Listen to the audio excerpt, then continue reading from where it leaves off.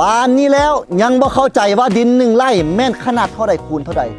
และดิน1 ไร่เป็นอะไรมันกว้างมันยาวซ้ำใดและมันเนื้อที่ทั้งหมดเท่าใดและมันแม่นอะไรแท้บางคนก็ว่า20 คูณ 20บางคนก็ว่า20 คูณ 40บางคนก็80 คูณ 100บางคนก็ว่า100 คูณ 100หรือบางคนก็ว่าเท่านี้คูณเท่านั้น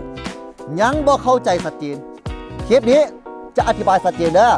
หลายคนยังงงอยู่ว่าโอ้ยดิน1 ไร่มันแม่นขนาดเท่าใดคูณเท่าใด20 คูณ 20บ่20 คูณ 30บ่หรือ30 คูณ 30บ่และแม่นเท่าใดคูณเท่าใดแท้มันยาวมันกว้างเท่าใด1 ไร่และมันแม่นเท่าใดแท้ขนาดของมันเนี่ยแต่ละข้างเท่าใดแท้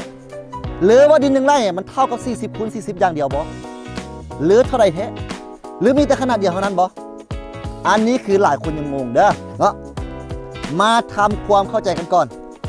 อันดับแรกเราจะรู้ว่าดิน1 ไร่เท่ากับเนื้อที่ 1,600 ตารางเมตรว่าดิน1 ไร่ลด 1,600 ตารางเมตรลงมาแม่น1 ไร่บ่ 1,599 แม่นบ่แม่นเด้อหรือเกิน 1,600 ตารางเมตรขึ้นไปแม่น1 ไร่บ่แม่นเด้อคิดหมดดิน1 ไร่คือ 1,600 ตารางเมตรเท่านั้นเนื้อที่รวมเท่านี้ใบตาดินมี 1,600 ตารางเมตรว่า1 ไร่คันเกินไร่ปลายคันบ่ฮอดว่าบ่ฮอด1 ไร่ดังนั้นดิน1 ไร่มันมีหลายขนาดเนาะคำตอบคือดิน1 ไร่มีจากขนาดยาวกว้างเท่าไหร่อันนี้บ่จำกัดมันอาจจะมีหลายขนาดแต่ละตอนขนาดบ่คือกันยาวกว้างบ่คือกันสั้นยาวแต่ละข้างบ่เท่ากันสรุปง่ายๆแต่ละข้างยาวสำใดก็แล้วแต่กว้างสำใดก็แล้วแต่ถ้าว่าใบตะดินใบนั้นเนาะมีเนื้อที่เท่ากับ 1,600 ตารางเมตรว่า1 ไร่เนาะคันกายก็ไร่ปลายคันบ่ฮอดก็บ่ฮอดส่วนขนาดมันเด้อมันอาจจะมีหลายขนาดหลายขนาดบ่จำกัดเนาะบางเทื่อ1 ไร่หลายคนจะคุ้นเคยข้างนี้40 เมตรข้างนี้40 เมตรข้างนี้40 เมตรข้างนี้40 เมตรเอาแต่ละข้างมาคูณกันเท่ากับ 1,600 ตารางเมตรแบบนี้ก็1 ไร่คือกันเนาะ 1,600 ตารางเมตร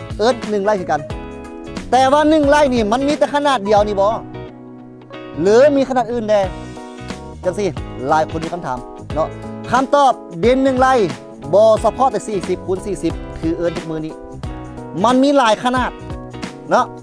สิเอาขนาดใดก็แล้วแต่อาจจะเป็นขนาด20 คูณ 80อันนี้มัน1 ไร่บ่20 คูณ 80ก็1 ไร่คือกันเนาะหรือ10 คูณให้กับเนาะ160แม่น1 ไร่บ่อันนี้ก็1 ไร่คือกันหรือจะมีขนาดอื่นๆนี่นะข้างนี้ยาวเท่านั้นข้างนั้นยาวเท่านี้เอามาไล่เลี้ยงใส่กันถ้ามือใดมีเนื้อที่เท่ากับ 1,600 ตารางเมตรตัวนี้ว่า1 ไร่วิธีการเช็คที่แม่นยำเด้อเอากล้อง GPS ไปจับหรือให้ไม่ได้ซับไปจับหรือเอากล้องไปจับละเอียดว่าดินตอนแต่ละข้างมีเนื้อที่เท่าไหร่ยาวกว้างเท่าไหร่และมันออก 1,600 ตารางเมตรบอเวลาจะออกมาถ้าออก 1,600 ตารางเมตรเด้อว่า1 ไร่ถ้าบ่ฮอดเด้บ่ว่า1 ไร่เนาะฝนตกแล้วพี่น้องเด้อพักฝนก่อนอย่าลืมกดไลค์อย่าลืมกดแชร์อย่าลืมกดติดตามเด้อบ๊ายบายฝนตกแล้วไป